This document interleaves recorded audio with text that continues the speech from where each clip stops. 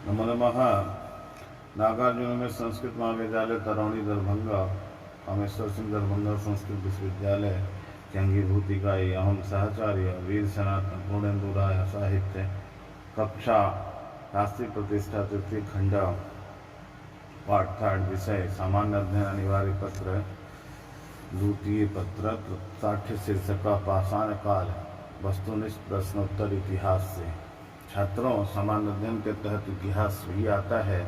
इसका जो है पाषाण काल से कुछ प्रश्नों का मैंने संकलन किया है, जिसमें पहला प्रश्न है किन स्थानों से मध्य पाषाण काल में पशुपालन के प्रमाण मिलते हैं।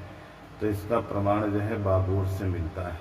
किस युग को चालकोलिथिक युग भी कहा जाता है? ताम्रपाषाण युग को चालकोलिथिक युग भी कहा जाता है।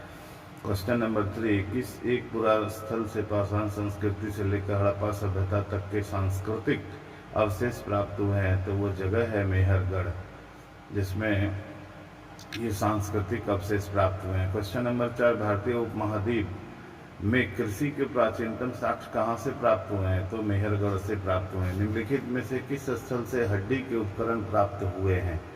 तो ये जगह है दमदमा, जहाँ से हड्डी के उपकरण